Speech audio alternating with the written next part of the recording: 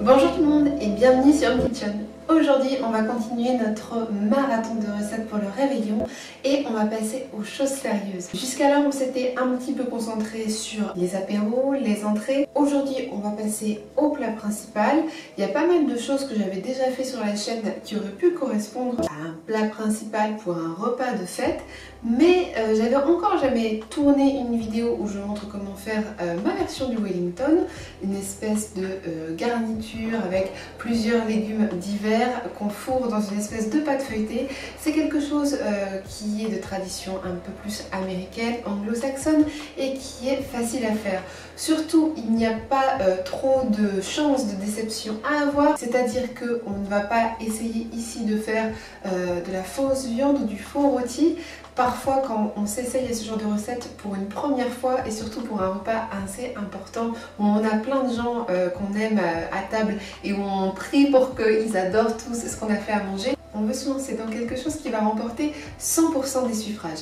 Et aujourd'hui, je vous présente une recette inratable, hyper facile et en bonus une petite sauce au faux gras maison extrêmement facile. Donc c'est parti tout de suite pour la liste des ingrédients. On va reprendre toutes les saveurs classiques de l'hiver. On va mettre des châtaignes, des noisettes, du butternut ou de la patate douce selon ce que vous aimez et ce que vous avez sous la main. Ça coûte pas forcément très cher à faire et c'est toujours délicieux. Donc alors pour la liste des ingrédients, ça peut varier selon tout simplement vos goûts.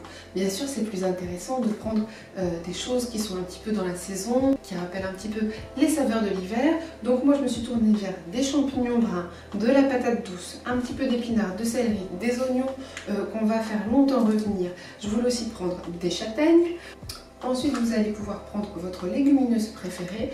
Aujourd'hui, pour une question de facilité et de rapidité, je vais utiliser une boîte de pois chiches, mais vous pouvez par exemple faire cuire des lentilles, vos lentilles préférées, sachant que c'est la légumineuse qui cuit le plus vite et le plus facilement. J'ai aussi pris quelques noisettes, je vous conseille, soit des noisettes, soit des noix, soit des noix de pécan. Ça donne un petit côté croquant, festif. Et bien sûr, on aura besoin d'une pâte feuilletée sans beurre. Je vous conseille de prendre une pâte feuilletée, si possible rectangulaire. Maintenant, ils en font de plus en plus, hein. Soit il y a des rondes, soit il y a des rectangulaires. Et je trouve que c'est un petit peu plus facile à la fin pour tout envelopper. Ensuite, il y aura bien sûr plein de petits assaisonnements, vous allez voir du romarin, enfin plein de petits tricks que je vais vous donner pour marquer tous les points avec cette recette qui est un classique des repas de Noël. Prévoyez un petit peu de chapelure par exemple ou d'avoine sur le côté au cas où c'est encore un petit peu trop humide parce qu'on veut vraiment que la pâte feuilletée soit croustillante et que tout fonctionne bien. Pour la sauce crémeuse au faux gras, je vais tout simplement prendre mes petits restes des vidéos que j'ai fait, sachant que le faux gras ça tient assez bien dans une boîte comme ça avec un couvercle et on va le désépaissir avec un petit peu de crème soja. Donc si vous vous demandez comment j'ai fait ça, c'est le faux gras que j'ai réalisé il y a environ 15 jours. Pour la petite entrée mini tatin avec du faux gras. Donc je vous conseille vraiment d'essayer cette recette, vous allez surkiffer. Sinon bien sûr on peut prendre bien d'autres déclinaisons, on peut faire des sauces gravy ou des sauces au cranberry, il y a plein de choses à faire. Donc tout de suite vous allez voir, ça se fait en un tour de mouvement et pareil c'est quelque chose qui se transporte et qui se réchauffe très bien. Donc tout d'abord on va faire chauffer une poêle avec un fond d'huile à feu doux pour commencer. Ensuite, on va venir mettre nos oignons qu'on a finement émincés. Donc là, au total, il y a environ 3 oignons jaunes. L'idée de base, ça va vraiment être de bien les cuire, de bien les faire compoter. Et ensuite, on va les glacer avec un petit alcool ou si vous n'avez pas d'alcool, avec un petit peu de vinaigre balsamique par exemple. Maintenant que ça commence à être bien doré, bien comme on veut, on va venir les sucrer légèrement. Donc là, vous prenez votre sucrant préféré. Moi, j'ai décidé de mettre une cuillère de confiture d'abricot pour rappeler aussi un peu les saveurs de Noël. Donc les fruits secs, les marrons, vous pouvez intégrer aussi des raisins secs par exemple. Je viens verser juste un tout petit peu d'eau pour aider.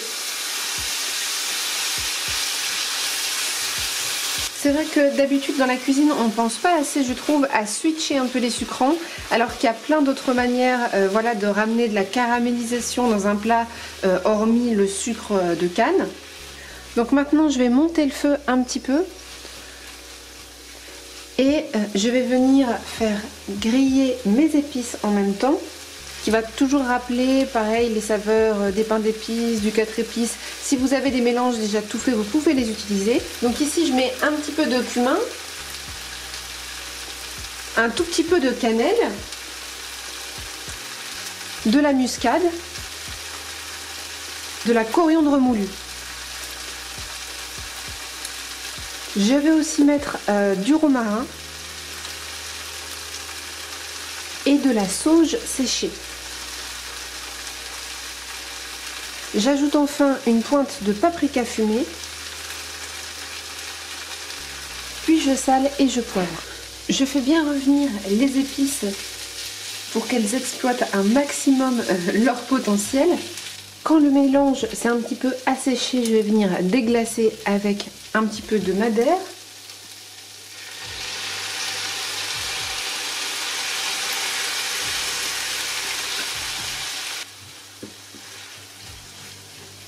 Je vais venir mettre par au-dessus 3 gousses d'ail finement émincées.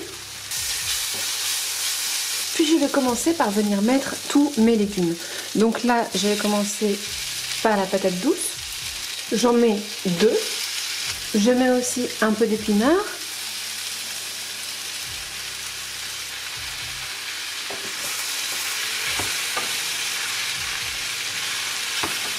Je mets aussi les champignons. Donc là, j'ai une barquette de champignons bruns d'environ 250 grammes. Et enfin 2 branches de céleri finement émincées. Donc là, je vais venir juste mettre un gros mug de bouillon de légumes. Et là, on va couvrir pour que les patates douces, les céleris, etc., tout ça soit bien tendre et cuise bien à cœur. Simplement pour aromatiser tout ça, je vais mettre une cuillère de miso que je mélange dans le bouillon avec le tout. Donc là, il y a déjà une odeur de fou avec une super base aromatique. Si vous le faites chez vous, vous allez ressentir la même chose. On a vraiment les saveurs qu'on recherche en cette période de l'année. Maintenant, on va juste placer tout ça sous couvercle pendant 20 minutes pour vraiment attendrir tous les légumes. Pendant ce temps-là, je transfère 150 g de noisettes sur une petite plaque pour le four et je mets tout ça à 180 pendant environ une dizaine de minutes. Quand ma petite poêlée est cuite, on va juste casser grossièrement les morceaux de patates douces. On va pas passer ça au mixeur parce que justement ce qui est intéressant, c'est de garder de la texture et que tout ne soit pas uniforme et trop embouilli. Donc comme j'avais déjà pris un pot de marron cuit, je vais le rajouter maintenant. Je l'écrase juste en copeaux au-dessus de ma poêle. Donc c'est un petit bocal de 200 g de châtaigne.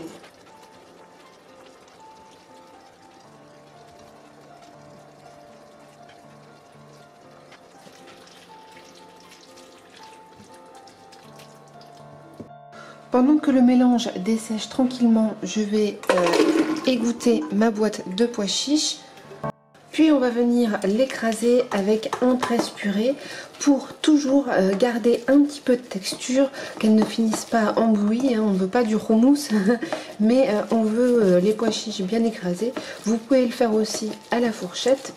Donc quand la boîte de pois chiches est complètement écrasée, on a quelque chose voilà, qui va réussir à colmater notre pâton avec tous les ingrédients. Ensuite on rajoute nos 150 g de noisettes. Donc là ils sont sortis du four, ils sont bien toastés et je les ai simplement passés au mixeur pour avoir une espèce de concassé de noisettes. Ensuite donc on va rajouter nos légumes, patates douces, oignons confits, champignons.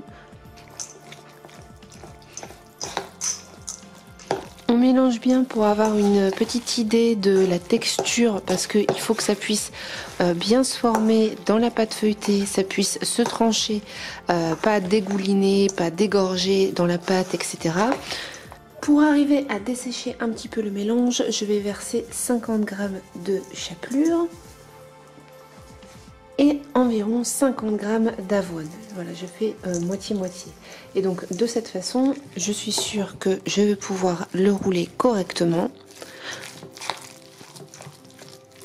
Ensuite, bien sûr, vous vérifiez l'assaisonnement, s'il manque du sel, s'il manque du poivre, si vous avez quelque chose que vous avez oublié et que vous voulez rajouter à la dernière minute. Et là, notre farce est prête. Pour ma part, je rajoute juste un petit peu de concentré de tomate et je vais laisser poser ça au frigo pour environ juste voilà, un petit quart d'heure, pour dire que l'avoine continue de faire son petit travail et de bien absorber l'humidité restante et qu'on puisse pouvoir mouler quelque chose d'assez joli dans la pâte feuilletée. Donc quand ça sort du frigo, on arrive beaucoup plus à mouler ça, à faire quelque chose de plus joli qui se tient bien. Donc, ensuite, on va juste rabattre la pâte feuilletée sur notre pâton, sachant qu'avec la quantité que je vous ai donnée, on peut donc faire 2 Wellington. Là, il y a l'autre moitié qui va me servir pour faire un deuxième par exemple. Vous pouvez aussi congeler cette préparation pour l'avoir toute prête à fourrer dans la pâte feuilletée le jour J. C'est très pratique.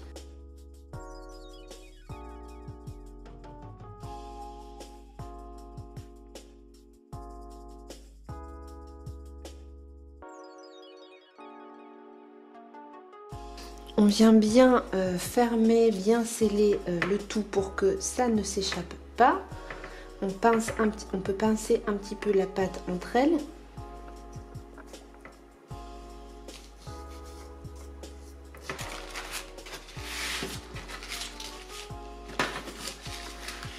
Ensuite, on retourne le rôti sur l'autre face. On va pouvoir faire une petite déco et faire une petite mixture pour dorer tout ça. Pour une dorure parfaite et ultra croustillante, on va utiliser le jus de pois chiche qu'on a gardé de tout à l'heure. Et on essaye de faire à peu près un temps pour temps avec le jus de pois chiche et le lait de soja. À ça, on ajoute une goutte d'huile et un sucrant. Ici, je vais toujours mettre de la confiture d'abricot. Et là, vous mélangez et vous avez quelque chose qui va dorer vraiment à la perfection vos pâtisseries, vos croûtes feuilletées, tout ce que vous voulez. On a vraiment le egg wash par excellence. Donc là, c'est parti pour la dorure. Et ensuite, on va passer tout ça au four pour environ, je dirais, 30 minutes à 180 degrés. Donc une cuisson assez classique. Si vous voulez, vous pouvez faire des petits motifs. Moi, je vais rester assez simple. Je vais juste faire un petit motif un petit peu quadrillé. Et hop, on se retrouve juste après à la sortie du four. Avant la sortie du four du Wellington, je vais faire ma petite sauce pour aller avec. Donc je vais faire une sauce très simple au faux gras. J'utilise donc mon propre faux gras. Mais maintenant ces pâtés sont vraiment facilement trouvables dans n'importe quel magasin bio et parfois certains hyper. Je peux vous conseiller par exemple la marque Gaïa qui fait vraiment un très bon pâté. Donc ici je vais venir faire chauffer à feu doux environ une brique et demie de crème de soja nature. Et quand la crème est un petit peu réchauffée, on vient mettre un petit peu de faux gras dedans juste pour en fait le diluer tout doucement et le faire réchauffer. Je vous conseille au tout début d'y aller mollo pour ensuite voir si vous aimez, si vous avez besoin d'en rajouter. Moi je vais en rajouter encore une petite cuillère ainsi qu'une pincée de poudre de champignons.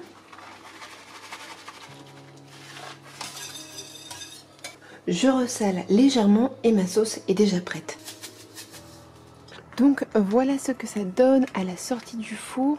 On a quelque chose de bien doré avec une croûte qui est bien croustillante. Pour la sauce foie gras, ça vient vraiment donner ce petit quelque chose d'ultra gourmand et vraiment il est difficile de se louper avec cette recette. L'intérieur est vraiment humide, on n'a pas du tout l'impression d'avoir quelque chose qui soit sec. Ça sent bon, voilà, le 4 épices, les marrons, on a des petits copeaux de noisettes, des oignons caramélisés. Donc c'est vraiment un must. Avec cette petite sauce en plus beige clair, on a vraiment quelque chose d'ultra gourmand. et je suis sûre que vous allez faire carton plein avec cette recette de Wellington Vegan. En tout cas, j'espère que ça vous a plu les amis, je vous retrouve bientôt pour de nouvelles aventures. J'espère vous surprendre bientôt avec une recette de dessert. Je vous souhaite à tous de bons préparatifs et on se retrouve très vite sur Home Kitchen.